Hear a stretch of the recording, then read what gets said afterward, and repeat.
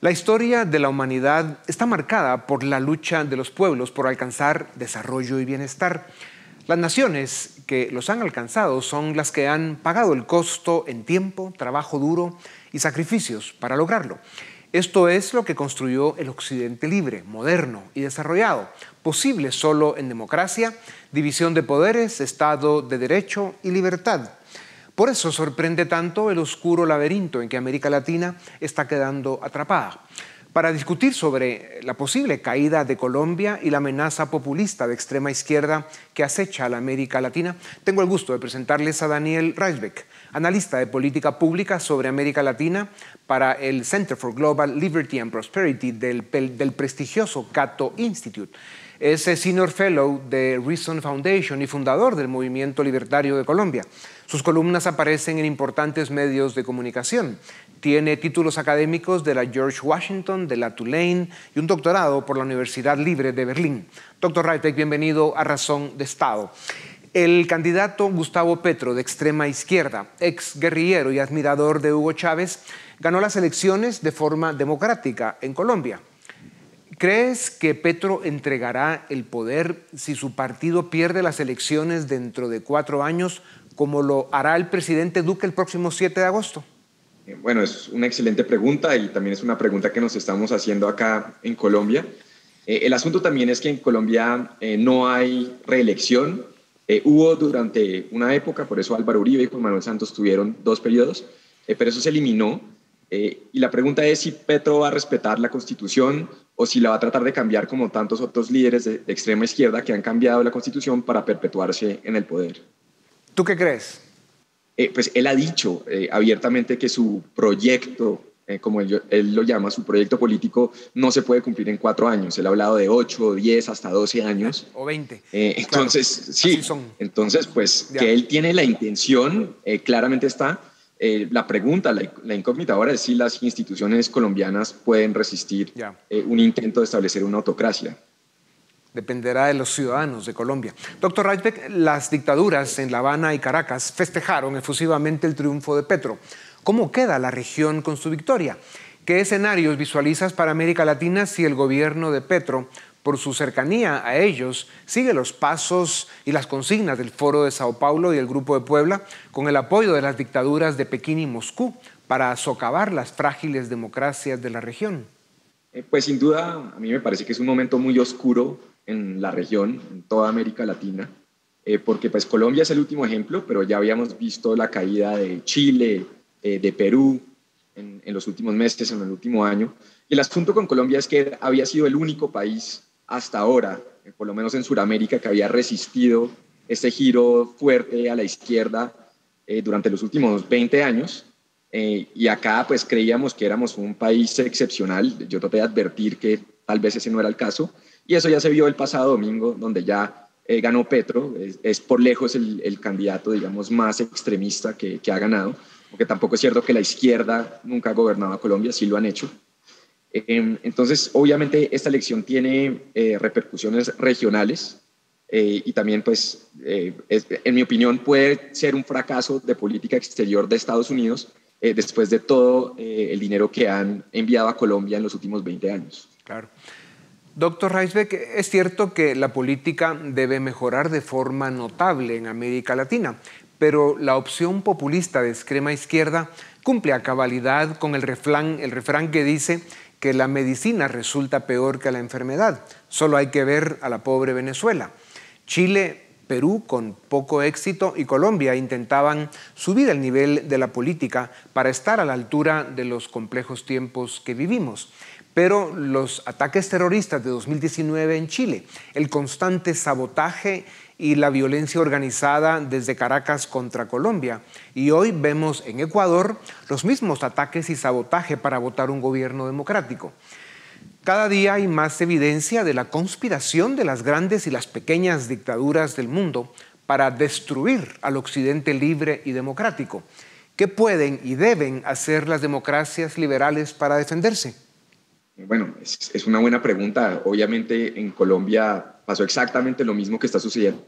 Un año más o menos hubo un supuesto paro nacional que fue básicamente un intento de golpe de Estado, bloqueos de vías principales, donde ambulancias no podían pasar con enfermos y mujeres embarazadas. Entonces, como digo, es lo mismo que se está viendo en Ecuador, hasta cierto punto lo mismo que se vio en Chile hace algunos años. Yo digo que el primer paso es caer en cuenta que estos ataques puede que parezcan espontáneos, pero en realidad son bastante planificados. Es que lo que sucedió en Colombia o lo que sucedió en Chile, donde al cabo de 2 horas destruyeron docenas de estaciones de metro, eso no es espontáneo, eso tiene que ser planificado. Entonces, hay que caer en cuenta de ello y estar preparado. Sí.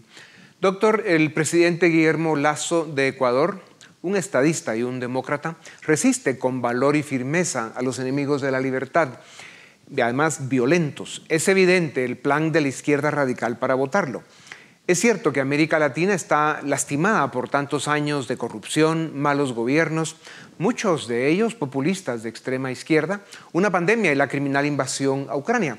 Pero también es cierto que presidentes como Piñera en Chile, Duque en Colombia y Lasso en Ecuador han hecho lo posible para resolver sus problemas y hacer avanzar sus países. No tienen varitas mágicas ni pueden hacer milagros, pero está comprobado que la democracia y la libertad son el único camino al desarrollo y la prosperidad, pero hay que trabajar y mucho.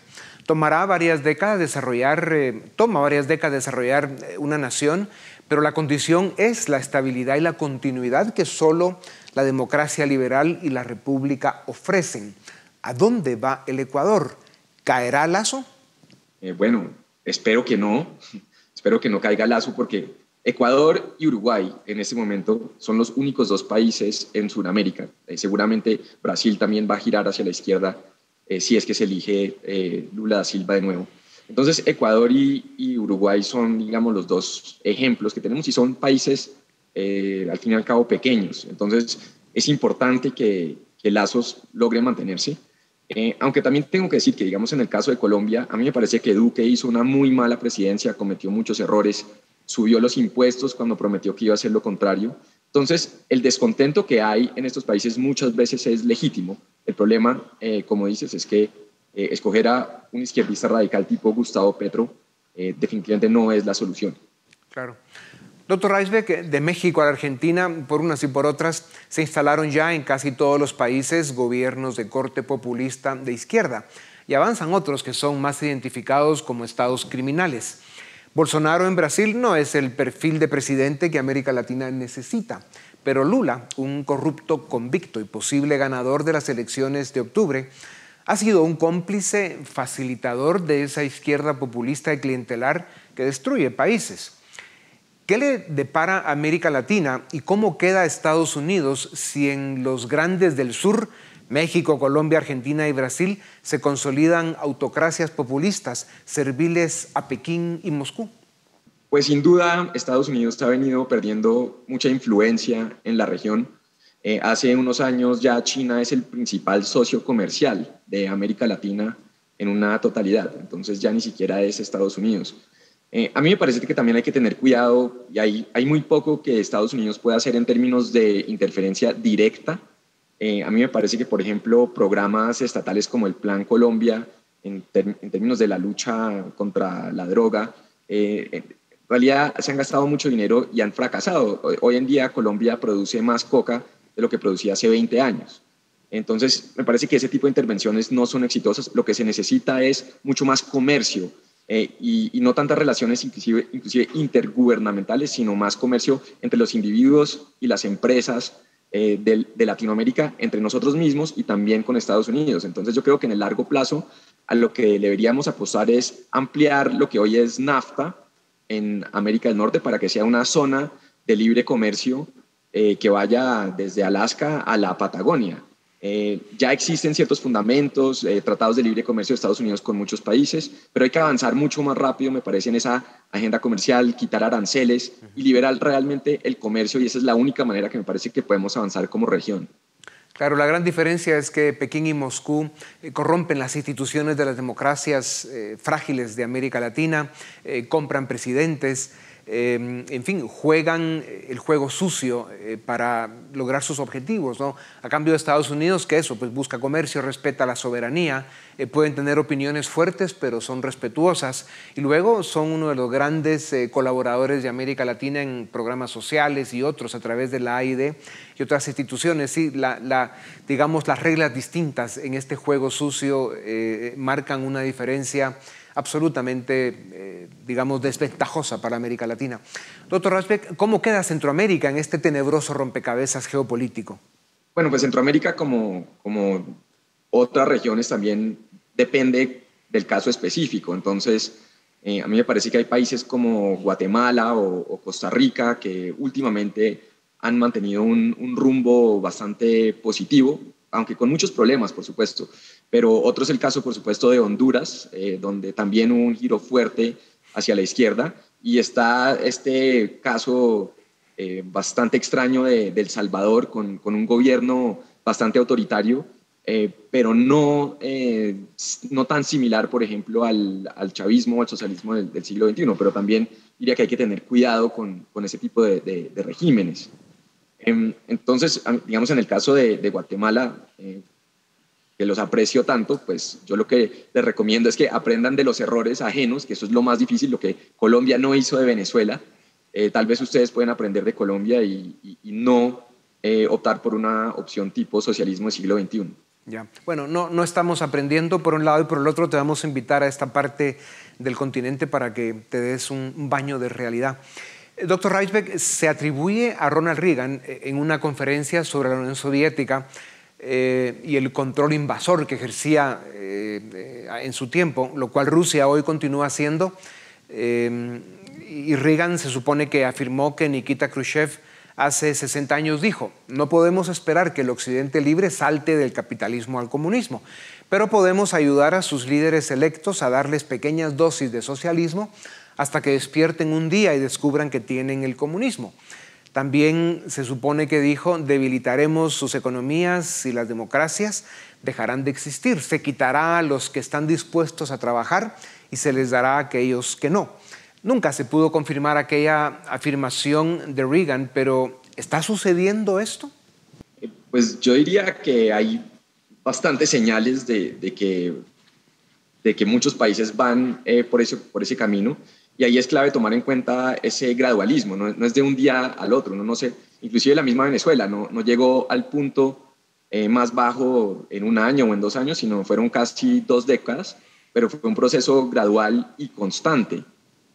Ahora, yo pienso que también a los países en últimas no les conviene tener alianzas y vínculos muy estrechos, por ejemplo, con Rusia y eventualmente también con China. Digamos, eso se está viendo ahora, que digamos, hubiera sido un error para cualquier país acercarse tanto a Rusia justo antes de la invasión de Ucrania.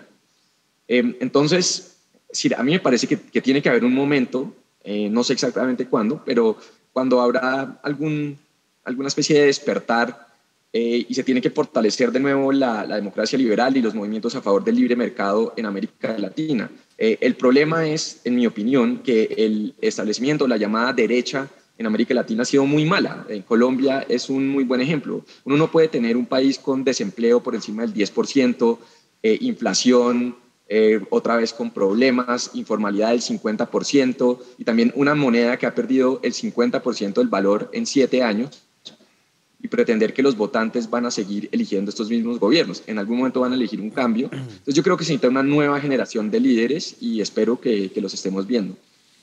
Ya, claro, hay que diferenciar los gobiernos de derecha, como mencionabas, como lo fueron el de Piñera, como lo fue el de Iván Duque y otros que le antecedieron, como Pastrana o el mismo presidente Uribe, en la presidencia de gobierno de Guillermo Lasso, que claro, se cometen errores. Es muy difícil gobernar países como los latinoamericanos, que durante tantas décadas han venido siendo en general mal gobernados y han ido acumulando un saldo negativo importante en problemas sociales, falta de un modelo de desarrollo y de construir una cultura propicia para eso, para el desarrollo. Entonces, claro, eso se comparan, digamos, son el ejemplo positivo comparado con esos otros que se dicen de derecha, pero básicamente son grupos criminales que llegan al poder y hacen pues del Estado un botín, ¿no? Y encima muchos de ellos asociados con el narcotráfico. En fin, la complejidad es grande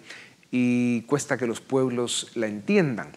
Doctor Rijsbeek, esta pregunta es para una cátedra y es injusto hacerla, pero te pido que la respondas en un par de minutos. Cuando vemos la América Latina en los últimos 40 años, se nota que los pueblos nos hemos equivocado con demasiada frecuencia en la elección de autoridades de gobierno. Los pueblos latinoamericanos llevamos demasiados años eligiendo al menos malo, que casi siempre resulta peor que el anterior. Sin embargo, mientras se pueda cambiar gobernantes a través de elecciones libres y democráticas, los ciudadanos podremos aprender a participar más, a exigir mejor oferta política y a elegir a los mejores, no a los menos malos. ¿Cómo podemos evolucionar a esa realidad? ¿Cómo convencernos de que es imperativo rescatar la política y devolverle los valores que le arrebataron? ¿Cómo se logra esto?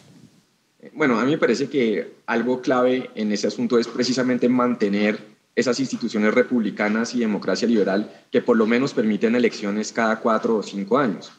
Un problema de esos gobiernos y regímenes de extrema izquierda es que, como ya hemos mencionado, una vez llegan al poder, se hacen elegir democráticamente, pues cambian las constituciones, cambian las reglas del juego para perpetuarse en el poder y una vez logran eso, por ejemplo, pueden tomarse la entidad electoral, como sucedió en Venezuela, como ha sucedido en otros países. Entonces, pues es muy importante cuidar eso y tener eso presente. El problema, como digo, es que hay veces los gobiernos, inclusive respetuosos de la democracia liberal, son tan malos, por ejemplo, en temas económicos. Otro ejemplo de años recientes fue Mauricio Macri, que llegó en Argentina con una promesa de acabar la inflación, de liberar la economía, de traer crecimiento. No lo hizo, tomó unas reformas muy tímidas, inclusive empezó a crecer el gasto público, creció la inflación. Entonces, cuando surge ese tipo de frustración con ese tipo de gobierno, también es de esperar que se gire hacia una dirección aún peor, desafortunadamente, pero muchas veces la frustración es tal que se busca un cambio, sea cual sea ese cambio. Ya. Ahora, doctor, no hay que olvidar que, como el caso del presidente Macri, el mismo Guillermo Lasso en Ecuador, como lo que pasó en alguna medida a Iván Duque y a Piñera en Chile, tienen unas oposiciones virulentas, en muchos casos dogmáticas en el tema ideológico, grupos de extrema izquierda, que además tienen cuotas de poder importante ya en los congresos y les hacen imposible gobernar. Claro, la situación de América Latina es muy compleja y hace falta la construcción de una cultura societaria que sea más propicia para implementar desde los gobiernos con las políticas públicas correctas, pues un modelo de desarrollo que sí tenga sentido, ¿no? Políticas fiscales, laborales, políticas de inversión, de infraestructura, que faciliten el desarrollo, ¿no? Y se está viendo de que llegan buenos proyectos a los gobiernos, pero tienen graves problemas para implementarlos. Regresando un momento a Colombia, doctor Rijsbeek, en los pocos minutos que nos quedan, durante la campaña el presidente electo Gustavo Petro enseñó el cuero, como dicen, intolerante con la prensa, un plan de gobierno que garantiza que destruirá la economía colombiana, ningún disimulo en confirmar su relación con las dictaduras del continente, con Pekín y Moscú, y su oferta populista que promete lo que sabe que no cumplirá. ¿Cuál es tu pronóstico sobre el gobierno de Petro? ¿Tendrá un pueblo sumiso y resignado o se puede esperar que los ciudadanos de Colombia defiendan su futuro, su democracia y su libertad? Bueno, a mí me parece que el resultado de las elecciones fue bastante apretado. En un momento Petro y su campaña, su equipo pensaban que iban a ganar en primera vuelta. No lo logró por mucho porque obtuvo el 40% y luego realmente a ellos les tocó moverse mucho para ganar en segunda vuelta. No ganaron por un margen muy amplio tampoco y tuvieron que traer toda la política tradicional, tanto que critican la corrupción y terminaron aliados con básicamente todas las maquinarias políticas corruptas del país. Y ese gran porcentaje que no votó por Petro, que votó por su contrincante, pues todavía está ahí y yo creo que es algo que tanto nosotros que estamos en la oposición tenemos que tener en cuenta, que somos prácticamente la mitad del país, solo un poco menos según las elecciones del domingo. Es algo que también tiene que tener en cuenta el nuevo gobierno. El problema con Petro no es si cumple lo que dijo que iba a hacer en la campaña, porque ya hemos visto que se están echando para atrás. Ayer, su exsecretario de Hacienda, de Finanzas, cuando era alcalde de Bogotá, dio una entrevista y dijo que no iban a ser los 4.000 más ricos, como Petro prometía en campaña, los que iban a pagar todo a punta de más impuestos, sino ya están diciendo que van a ser 40.000. Y así poco a poco yo creo que van a tener que admitir de cierta manera u otra que estaban diciendo mentiras burdas en campaña. Y va a ser cuestión de si puede, si es factible políticamente, por ejemplo, en el Congreso, imponer esa agenda. Desafortunadamente yo creo que sí puede ser posible. También existe la posibilidad de que ellos mismos decidan moderarse y decidan no destruir el país por el bien de Colombia, por el bien también de ellos mismos. Bueno, en los 30 segundos que nos quedan, doctor Rijsbeek, para terminar con otra nota positiva y de esperanza, optimista como la que acabas de compartir, pensemos en lo que vive en este momento América Latina. ¿Será un ciclo temporal del que aprenderemos las dolorosas lecciones que nos dejará y que encontraremos pronto en el camino de regreso a la racionalidad política y a la responsabilidad económica? ¿En cuánto tiempo crees que podríamos rescatar ese rumbo? Pues a mí me llama la atención que no es la primera vez que todos estos gobiernos de izquierda llegan y coincide con un boom en un mercado al alza de las materias primas, de los commodities. Fue lo mismo que pasó al inicio de los 2000, es lo mismo que está pasando ahora. Entonces, usualmente estos gobiernos de izquierda gastan todos esos ingresos que llegan de las materias primas, y cuando se acaba el ciclo, ya no quiebran a los países y los votantes normalmente se vuelven más sensatos y escogen unos gobiernos un poco más responsables. Entonces es posible que veamos algo similar en esta ocasión también. Bueno, como dicen, que Dios te escuche. Como pocas veces en la historia de los pueblos del mundo que aspiran a vivir en democracia y en libertad para alcanzar desarrollo y bienestar, hoy debemos rescatar aquella célebre frase: solo el pueblo salva al pueblo. Mientras tengamos libertad, habrá esperanza. Mientras el ciudadano asuma su responsabilidad, habrá futuro. Eso queremos, un futuro de libertad, oportunidades y prosperidad. ¿Por qué no? Doctor Rijsbeek, gracias por tu tiempo. A ustedes también gracias por acompañarnos. Esto es Razón de Estado. Suscríbete y nos ayudas a defender y a promover los valores de la libertad.